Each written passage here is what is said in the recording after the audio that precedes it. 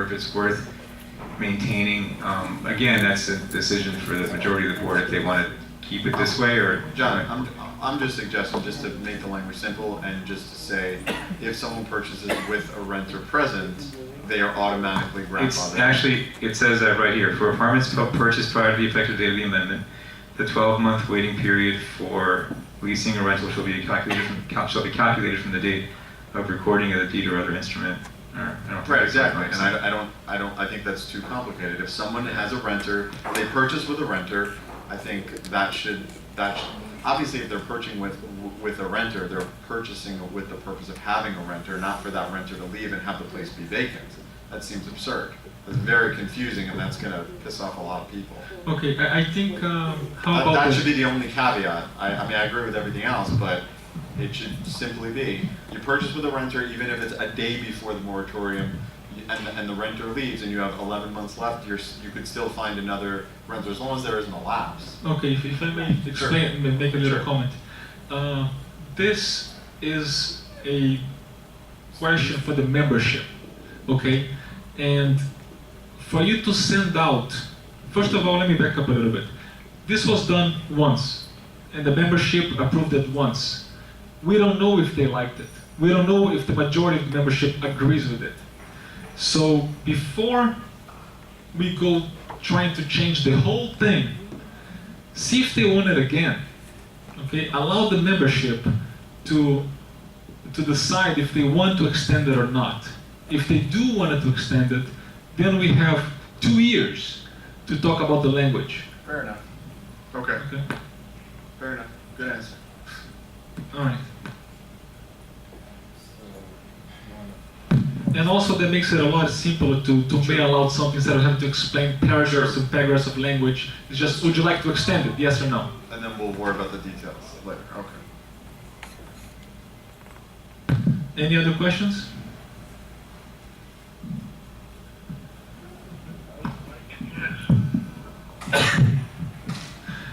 Hayden is asking why 2 years. Hayden, we talked about it and we felt that the 1 year was successful, and we want to hear back from the membership to see if they agree with us. And we feel that 1 year is too short. So Actually, it was 2 years. oh, was it 2 years? Yeah. Oh, okay, sorry. So we're just renewing what it was then. I had an impression it was 1 year. So it's just renewing what exists in.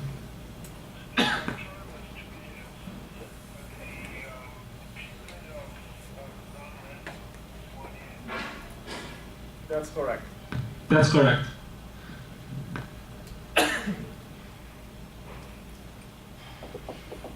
Okay. Okay, I think we're good. Any other discussions on the board? Many of the items. Thank you. And any of the items? Okay. Any questions from the membership? Yeah. Hi, Marcio. You have a microphone? Hey, Marvin.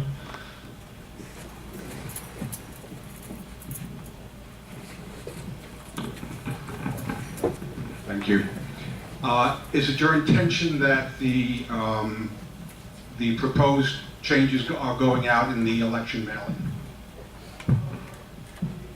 That's a good, Yes. good question, actually, because we have two options. We can either do it in the first mailing, which would be at the end of Next December, or in the one in the second mailing, that is the one that actually includes the board candidates, the ballot. So Okay.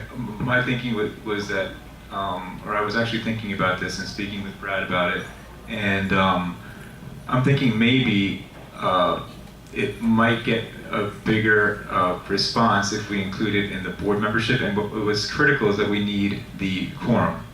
On this last go around with the budget proxies, it was a little bit challenging. I had to send out 3 emails to finally get the quorum established for the proxies on the budget.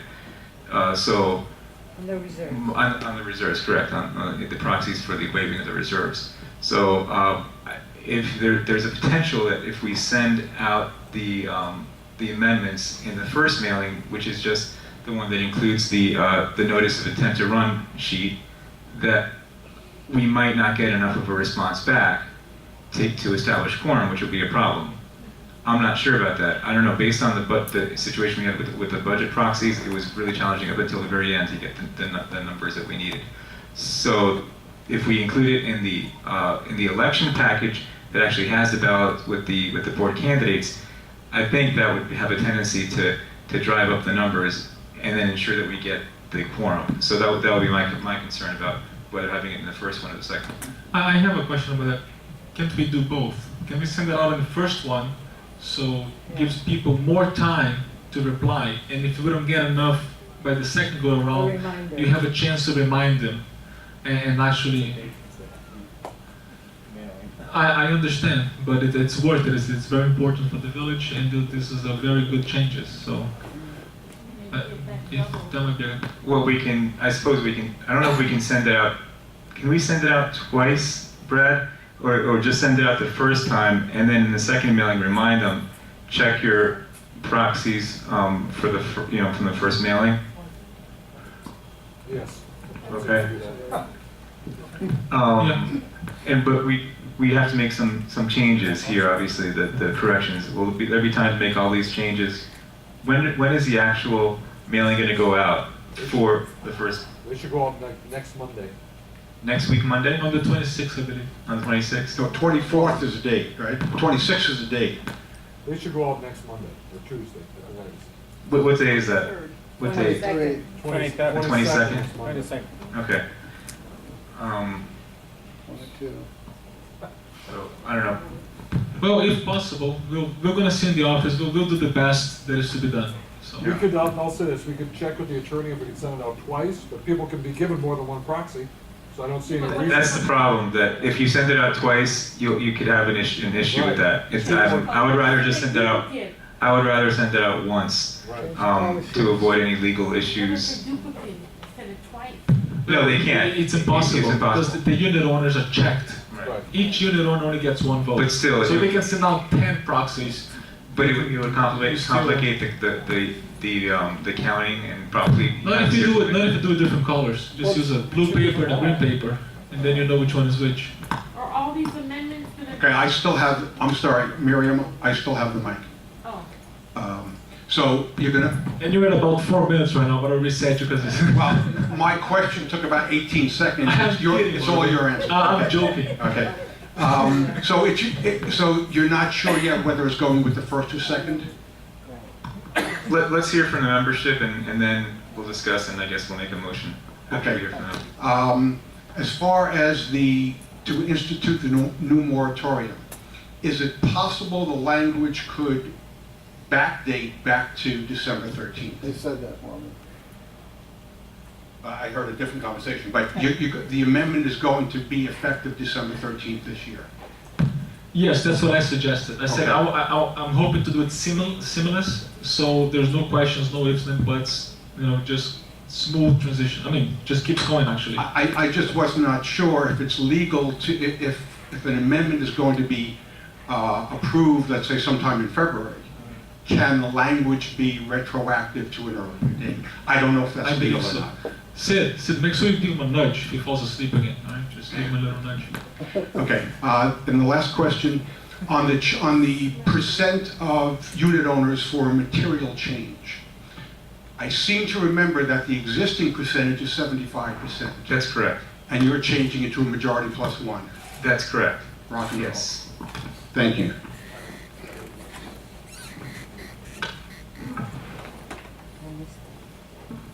I think all these amendments are pretty good. Well done. My question is, what is 15C2, common element changes? I don't understand what that means. 15C2. Uh-huh. Is it the first one or the second one? I see two. Second one. Common material alterations, it says. Material, okay. That's actually a legal term, and that's the one where the 75% requirement kicks in. So this is only referring to material changes. It doesn't mean like any change that we want to make as a board to anything would require a membership vote. Only the material changes, which already is a statutory requirement. The only difference is that the statute defaults to 75% if the bylaws don't, or the declaration doesn't say otherwise. That's why we need to put it in the declaration that we want, we don't want it to be 75% because that's an impossibly high bar. So it's just, it only refers to material change, refers to like very significant changes or changes that the DBPR has ruled to be material. Could you give me an example? I don't mean to be obtuse, but. Well, John is not an attorney, but he's giving his opinion in what that might be. John, you said it was for cameras. That was The DBPR has ruled certain items are material changes. They've ruled cameras are material changes. They've different things like that. So another reason Right that now, we can only speak for cameras. right, that's one of the reasons That's what we're talking about. that's one of the reasons that's in here, so that in case the membership votes to approve cameras, nobody can go to the DBPR and say, hey, it's a material change. You can't do that because you haven't reached that 75% threshold. Because as of now, there's previous cases that shows that it can be disputed, and associations had to tear down every camera from the property because somebody complained. Thank you. And also, on that note, associations have been sued by victims of a crime because the association didn't try to protect the association with cameras. So after International Village sends out a proxy asking you guys if you want cameras and you say no, International Village can no longer be sued by a victim of a crime. Well, successfully. Any more membership questions? All right, no more questions? Okay. Okay, so, Any objections from the board? well, no, we haven't made a motion yet. Okay. Oh, no, we did. We make a motion on Yes, we the did. amendments? No, do it again. We did one for the You made a corrections. motion to accept every one of the changes, John. No, it was the typos. No, I think the typos, I don't know. Right, just I don't the think we made a typos. motion on Just the the, typos. we did not, right? Okay. So I make a motion to approve the changes as amended and, with the previous typos corrected and any other typographical errors that may be in this document. But mostly it's voting for the membership. I second it. We're approving the language to send to the membership. So with any typographical errors that may be here, or formatting errors and things like that. So I make that motion. Dove seconded. Call it. Yes.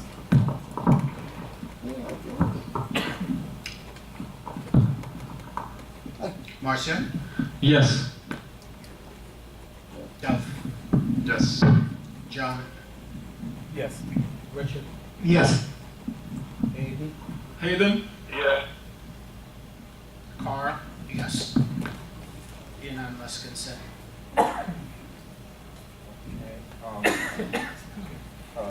Forgive me for my cough. Now we have to discuss the date of sending it out. I personally feel that it should be just once rather than twice.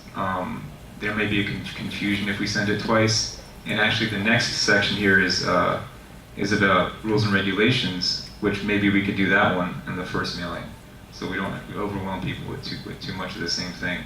Maybe that's what would be my suggestion: do the rules and regulations in the first one, and then the docs in the second one. Well, I always like to tackle an issue right away. So if we can mail out blue proxies the first time, and then mail out green, orange, blue, whatever, the second time, I don't think there'll be... How about this? How about if I have a pretty big email list. How about if I send it by email, as soon as we have everything corrected and all the typos corrected, so everybody can begin looking at them. That is on my email list, which is a pretty substantial list. That way we can save on printing. That way we can save on mailing costs, and then send everything out the second time. And it's only, how many days are between the first mailing and the second mailing? How many days? About 30 days. 30 days. So the second, what's the statutory requirement on the final mailing has to be at least 30 days before the election, or what is it? 14. But we're gonna do 30. You have to mail it out 60 days in advance. Yeah. Then you have to wait 40 days for people to submit their application to run. Then you gotta wait 5 more days for them to submit resumes. How much is it gonna cost to send this whole package out? I mean, it's just an estimate. You do a lot of mailing. 832 of them, it's a couple dollars each. So it's going to be pretty expensive if we do it twice with the wait. So my feeling would be, I would rather just send it once, and I'll email my entire list so everybody can see it who has email, and I think that's the majority. Doesn't the membership only vote on one thing? Isn't there just one? No, it's quite a bit of. You vote It's a lot. on each one of the ones that was mentioned. Each one of them? Yeah, On one ballot, quite a bit. there'll be all these You can items. combine them all? No. Because you can say yes for one thing and no for something Right. else. Sure.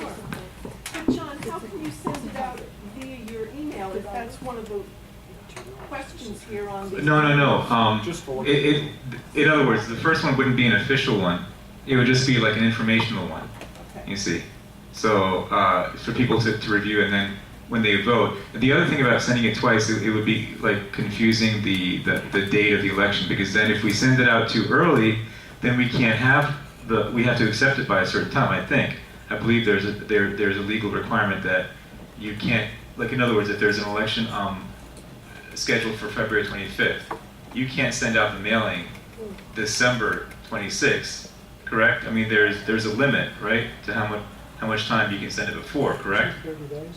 The first mailing has to go in 60 days, if that's what you do. Right, but I'm talking about like if it's a ballot, with the questions already there, we can't send something like 3 months or 2 months in advance. It has to be it has to be no more than like a. I'm not sure, but it has to be timely, yes. Right.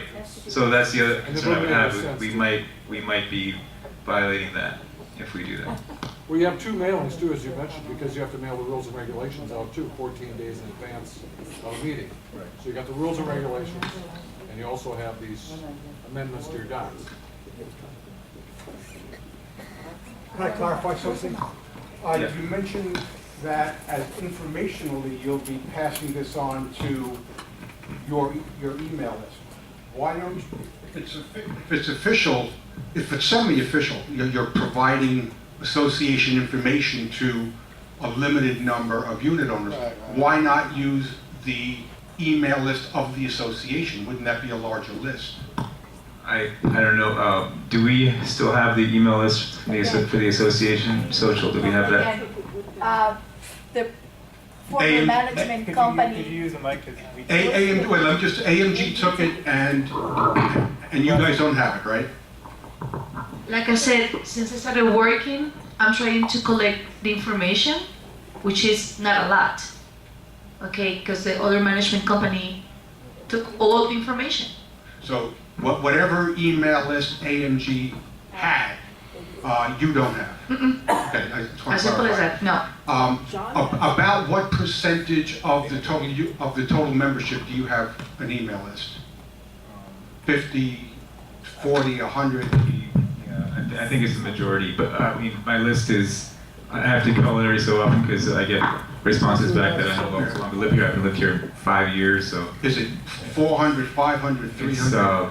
I guess the current owners, maybe half. Okay, half. Okay, thanks. But if Sochi, if you could work with me, then you send it to the remaining ones that you have. Right, I have the information from the new owners.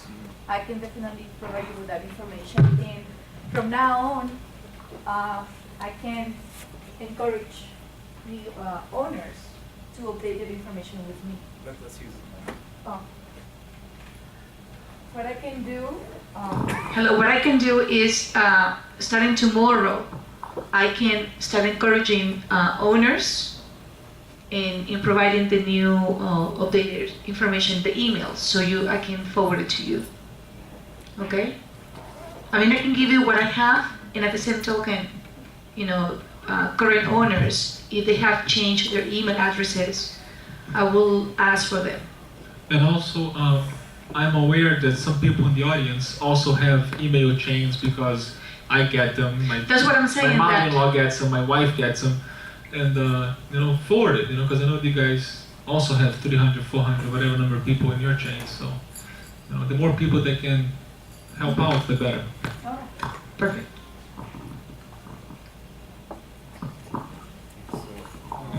So I'll make a motion that the doc changes go out in the second mailing. Carl seconded. Yeah.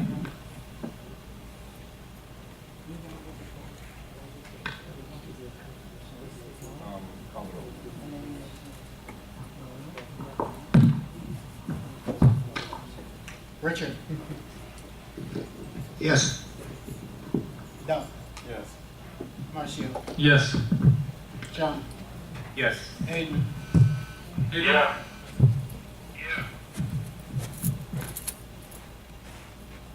Carl? Yes.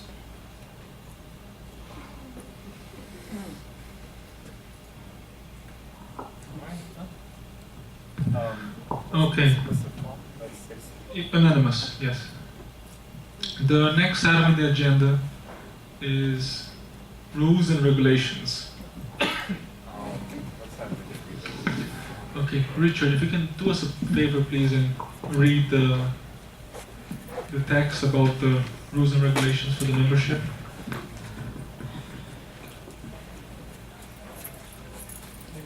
Could you explain the changes? Because here our copy shows underlined as being additions and crossouts as being deletions.